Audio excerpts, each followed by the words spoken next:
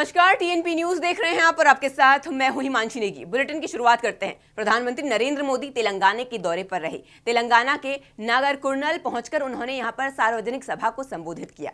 इस दौरान प्रधानमंत्री नरेंद्र मोदी ने कहा कि आज 2024 के लोकसभा चुनाव का बिगुल बजने जा रहा है, लेकिन तारीखों के औपचारिक ऐलान के पहले ही देश की जनता देश में नतीजों का ऐलान कर चुकी है। देश में घोषणा कर दी गई है कि अब की बार 400 पार होगा।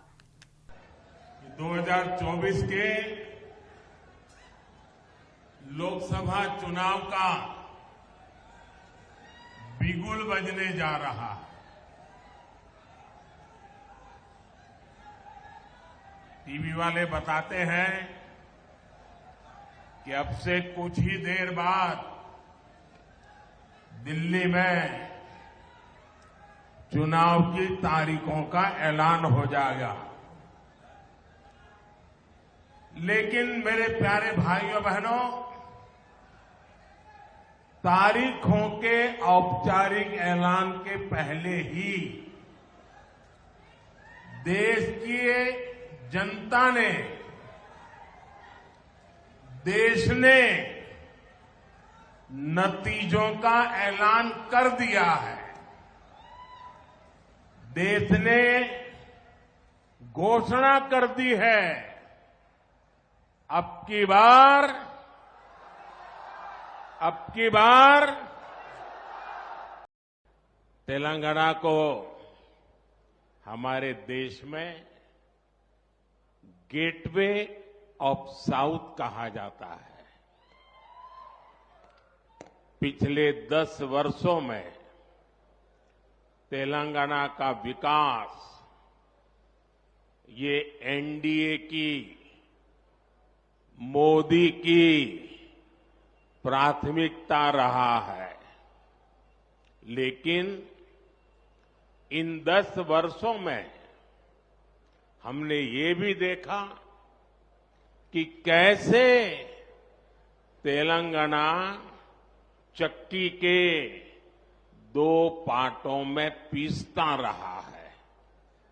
एक पार्ट कांग्रेस का और दूसरा पार्ट बीआरएस का। कांग्रेस और बीआरएस ने मिलकर तेलंगाना के विकास के हर सपने को चकनाचूर कर दिया है। 7 डेकेड देश को झूठ और लूट के सिवा कुछ नहीं दिया। वो तेलंगाना का विकास कभी भी नहीं कर सकती। आप मुझे बताइए, कांग्रेस ने दशकों तक देश में गरीबी हटाओ का नारा दिया, लेकिन गरीब के जीवन में कोई बदलाव आया क्या? कांग्रेस ने एससी, एसटी, ओबीसी को वोट बैंक के तौर पर इस्तेमाल किया, लेकिन इस समाज के हालात सुधरे क्या? हमारी सरकार की योजनाओं का लाभ तेलंगाना के जन जन तक पहुंचे, इसके लिए हमने दिन रात काम किया है। हमने तेलंगाना के गरीबों के लिए 1 करोड़ बैंक अकाउंट खोले हैं। ये मैं पूरे देश की बात नहीं बता रहा हूं, ये मैं हमारे तेलंगाना की बात बता रहा हूं। तेलंगाना के 1,50,00,000 से ज्यादा लोगों का बीमा किया गया है, और वो भी सिर्फ 20 रुपये सालाना के प्रीमियम पर, यानी एक चाय की कीमत से भी कम। तेलंगाना के 67 लाख से ज्यादा छोटे उद्यमियों को मुद्रा लोन का लाभ मिला है। तेलंगाना के 80 लाख से ज्यादा लोगों को आयुष्मान भारत योजना के तहत हेल्थ इंश्योरेंस का लाभ मिला है। यहां के परिश्रमी मादिगा समुदाय को सशक्त बनाने के प्रयास भी हमने शुरू किए हैं। वहीं बेंगलुरु में कांग्रेस अध्यक्ष मल्लिकार्जुन खड़गे ने एक बयान दिया। उन्होंने कहा, कांग्रेस पार्टी ने सामाजिक सुरक्षा, उचित वेतन और श्रमिकों की स्थिति में सुधार के लिए कई कानून बनाए हैं। दुर्भाग्य से इस एक दशक में प्रधानमंत्री मोदी ने सभी श्रम कानूनों के साथ साथ श्रमिकों के कल्याण की योजनाओं की भी कमजोर कर दिया है। यहां तक कि मनरेगा श्रमिकों को उनकी पूरी मजदूरी तक नहीं मिल रही है और राज्य सरकार को नियमित पैसा भी जारी नहीं किया जाता है। Since its inception, the Congress Party has consistently championed the rights of laborers and workers. Congress has enacted numerous laws aimed at ensuring fair wages, social security, and improving conditions for workers, including the Industrial Disputes Act, Factories Act, Minimum Wages Act, ESI Act, Provident Fund Act, and so many other acts, laws we enacted, and people were very happy. But unfortunately, in this one decade, Modi ji has weakened all the labor laws and also the welfare schemes for workers. Even the Manrega workers are not getting their full wages, and regular money is also not released to state governments. Delhi के मुख्यमंत्री अरविंद केजरीवाल को Rouse Avenue court द्वारा जमानत मिलने पर Delhi BJP अध्यक्ष वीरेंद्र सचदेवा ने एक बयान दिया है। उन्होंने कहा कि आज अरविंद केजरीवाल को न्यायालय में जाकर जमानत लेनी पड़ी और उनके जमानत लेने पर यह स्पष्ट हो गया कि वे जिन समनों को गैर कानूनी बताते थे वो असंवैधानिक थे। जांच एजेंसी के अगले समन पर अरविंद केजरीवाल को कोर्ट में आना पड़ेगा और सभी सवालों के जवाब देने पड़ेंगे। आज अरविंद केजरीवाल ने न्यायालय में जाकर जमानत ली और उनके जमानत लेने से ये स्पष्ट हो गया कि जिन सम्मन्स को वो गैर कानूनी बताते थे, आज ये स्पष्ट हो गया कि वो सम्मन संवैधानिक थे, कानूनी रूप से वैध थे। बार बार जांच एजेंसी से भागते अरविंद केजरीवाल, आखिर तुम्हें आज कोर्ट की शरण में आके जमानत लेनी पड़ेगी। और अब इससे ये भी स्थापित हो गया कि जांच एजेंसी के अगले सम्मन पर आपको कोर्ट में आना पड़ेगा, सवालों के जवाब देने पड़ेंगे और शराब घोटाले में जितना भी खेल हुआ है उसका भी पर्दाफाश हो। हम आगे बढ़ते हैं। दिल्ली सरकार का रेहड़ी पटरी वालों के लिए बड़ा फैसला। दिल्ली के मुख्यमंत्री अरविंद केजरीवाल ने बयान दिया है। उन्होंने कहा, दिल्ली के सभी रेहड़ी पटरी वालों के लिए खुशखबरी है। एमसीडी ने फैसला लिया है कि हम सभी रेहड़ी पटरी वाली दुकानों पर सर्वे कराएंगे। हम रेहड़ी पटरी वालों के लिए और दिल्ली के लोगों के लिए भी अच्छी व्यवस्था करना चाहते हैं ताकि रेहड़ी पटरी वाले सम्मान के साथ अपना काम कर सकें। जब से एमसीडी में आम आदमी पार्टी की सरकार बनी है, तब से हम एक के बाद एक बड़े निर्णय ले रहे हैं और बहुत सारे काम किए हैं। हम लोगों ने कई चीज़ों को ठीक किया है। अब एक और बड़ा निर्णय नगर निगम ने लिया है, आपकी सरकार ने लिया है। दिल्ली के सभी रेहड़ी पटरी वाले भाई बहनों के लिए एक खुशखबरी है। हम समझते हैं कि सड़क के किनारे रेहड़ी पटरी लगा के काम करना कितना मुश्किल होता है। कभी उन्हें पुलिस परेशान करती है, कभी कमेटी के लोग, कभी अफसर आके परेशान करते हैं। हम चाहते हैं कि उन्हें इन परेशानियों से छुटकारा मिले, उन्हें इज्जत की ज़िंदगी मिले, वो भी इज्जत के साथ अपना काम कर सकें, अपनी दुकान लगा सकें। रेहड़ी पटरी पे दुकान लगाने वाले भी हमारे भाई बहन हैं, पर वो बेहद गरीब परिवारों से आते हैं, जो अपना घर चलाने के लिए छोटा मोटा काम धंधा करने के लिए मजबूर हैं। हमारी जिम्मेदारी है कि हम उन लोगों को भी अच्छी व्यवस्था दें ताकि वे भी अपने परिवार का भरण पोषण अच्छे से कर सकें, इज्जत के साथ अपना काम धंधा कर सकें। तो हमने निर्णय लिया है कि ऐसी सभी दुकानों का हम एक सर्वे कराएंगे। जहाँ जहाँ उनकी दुकानें हैं वहाँ उनका एक सर्वे होगा कि कितने दुकानदार किस एरिया में हैं, कौन कौन कहाँ बैठता है, किस किस तरह की दुकानें लगती हैं, और फिर उनके लिए हम बाइज्जत सम्मानजनक अपनी दुकान लगाने का इंतजाम करेंगे। खबरों में आगे बढ़ते हैं। उत्तर प्रदेश के मुख्यमंत्री योगी आदित्यनाथ मुरादाबाद में दीक्षांत परेड समारोह में शामिल हुई। इस दौरान दीक्षांत परेड समारोह को संबोधित करते हुए उत्तर प्रदेश के मुख्यमंत्री योगी आदित्यनाथ ने कहा कि पिछले 7 सालों में प्रदेश में कोई दंगा नहीं हुआ है। सभी प्रकार के बड़े आयोजन, पर्व और त्योहार, राष्ट्रीय और अंतर्राष्ट्रीय स्तर के आयोजन शांतिपूर्ण तरीके से संपन्न हुए हैं। आज प्रदेश की कानून व्यवस्था इन्हीं प्रयासों के कारण देश के अंदर एक लकीर बनी हुई है। राज्य सरकार की दृढ़ इच्छा शक्ति तो उत्तर प्रदेश पुलिस बल के द्वारा पिछले 7 वर्ष के अंदर किए गए बेहतरीन कार्यों का परिणाम है कि उत्तर प्रदेश आज देश के अंदर प्रत्येक क्षेत्र में अपने आप को बेहतर साबित करने में और अपना परसेप्शन दुनिया, देश और दुनिया के सामने बेहतरीन तरीके से प्रस्तुत करने में सफल हुआ है। पिछले 7 वर्ष में प्रदेश में कोई दंगा नहीं हुआ। संगठित अपराध लगभग समाप्त हो चुका है।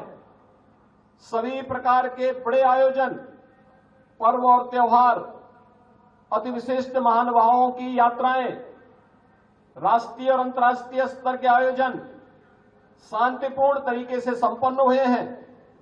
अयोध्या में प्रभु श्री रामलला की प्राण प्रतिष्ठा समारोह का प्रबंध भी शांतिपूर्ण तरीके से संपन्न हुआ, जिसकी सर्वत्र सराहना हुई। वहीं मोटर इलेक्ट्रिक ट्राईसाइकिल के वितरण पर केंद्रीय मंत्री नितिन गडकरी का एक बयान सामने आया। उन्होंने कहा, मुझे ये जानकर खुशी हुई कि दिव्यांगजनों को सौर ऊर्जा से चलने वाली मोटर इलेक्ट्रिक ट्राईसाइकिल मिल गई है। वे अब औद्योगिक प्रणाली का हिस्सा बन सकते हैं। ऐसे शोषित पीड़ित दलित लोगों के लिए किया गया कार्य समाज कल्याण के लिए है।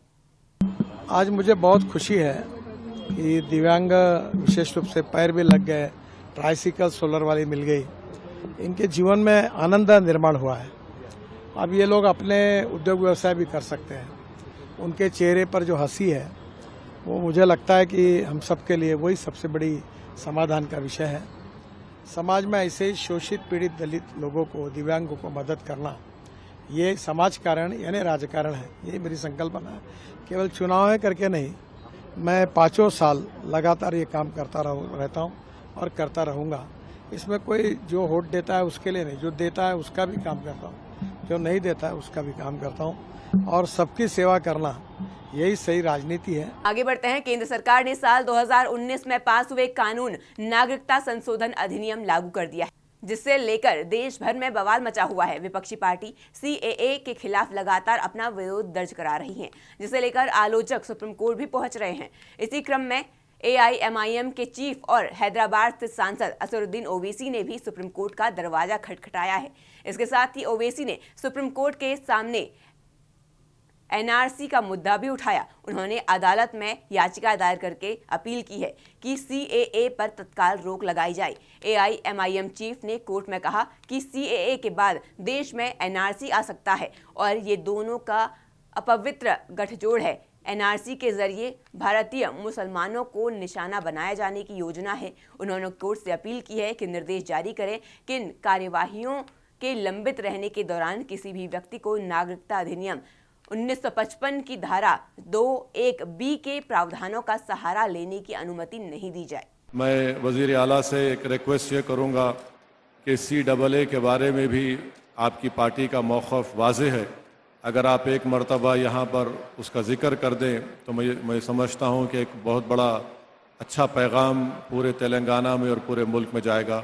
आप तमाम को रमज़ान की मुबारकबाद। अस्सलाम वालेकुम व रहमतुल्लाहि व बरकातुहू। मध्य प्रदेश के रायपुर में ईसीआई के लोकसभा चुनाव की तारीखों की घोषणा करने पर छत्तीसगढ़ के उप मुख्यमंत्री अरुण साव ने एक बयान दिया। उन्होंने कहा बीजेपी चुनाव के लिए तैयार है और विधानसभा चुनाव के बाद बीजेपी ने लोकसभा चुनाव की तैयारियां भी शुरू कर दी है, क्योंकि सभी 11 उम्मीदवार मैदान में हैं। हालांकि बीजेपी की ओर से घोषणा की गई है कि कांग्रेस के लिए 11 उम्मीदवार जुटाना मुश्किल हो रहा है और कांग्रेस के पास कोई मुद्दा नहीं है। इस दौरान उन्होंने कहा कि उन्हें विकास के मुद्दों पर बात करनी चाहिए, लेकिन वो नेतृत्वहीन और दृष्टिहीन थे।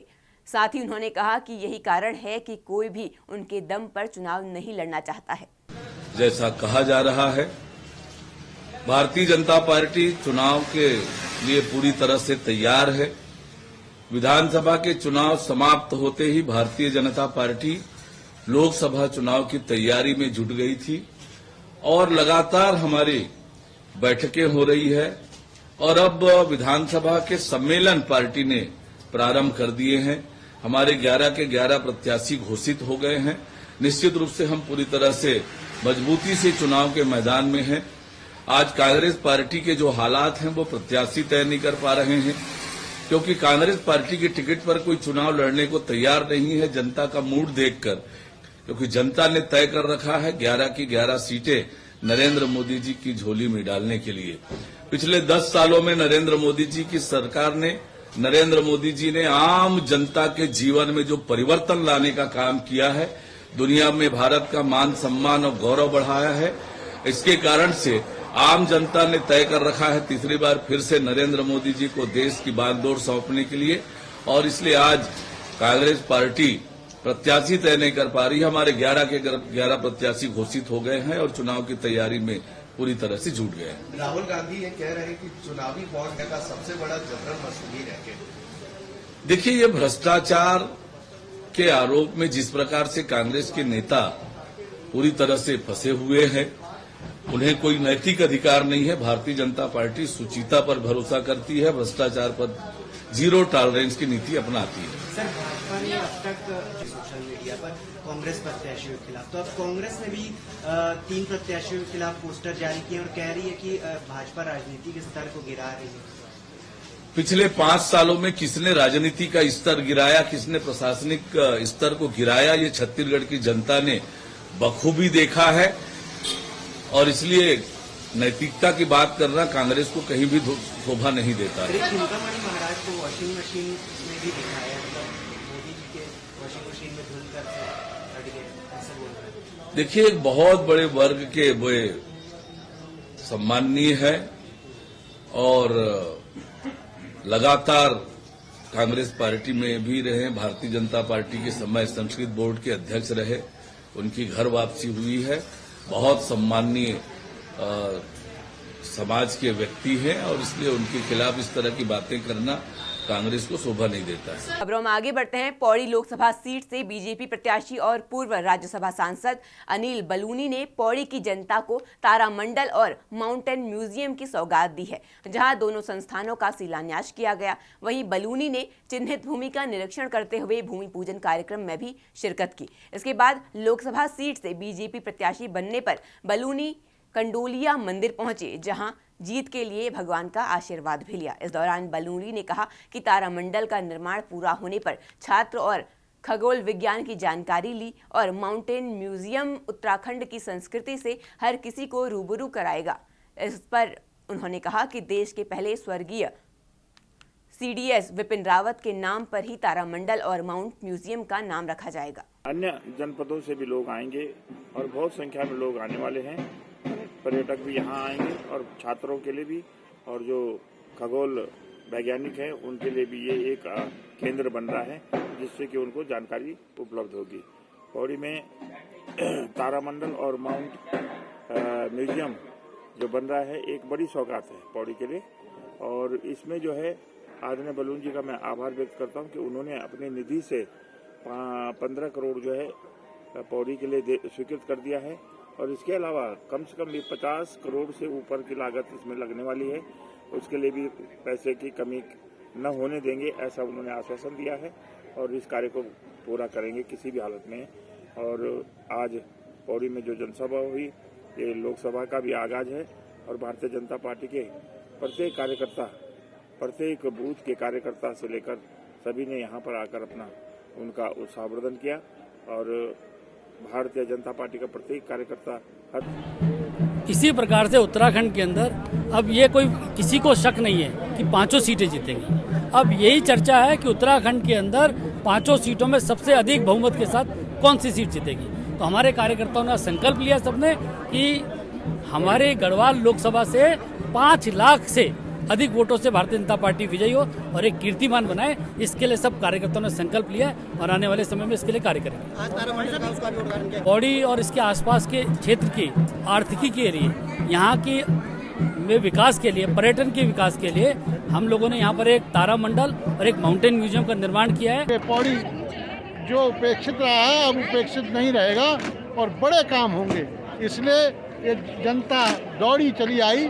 छोटे से नोटिस में बहुत कम समय मिला और उसमें इतनी भीड़ थी। आज तारामंडल का शिलान्यास भी हुआ, बहुत बढ़िया उसको बनने वाला है, पर्यटन को बढ़ावा मिलने वाला है और हिमालय यहाँ से इतना खूबसूरत है पौड़ी, उसको संवारने का काम निश्चित रूप से अनिल बलूनी करेंगे।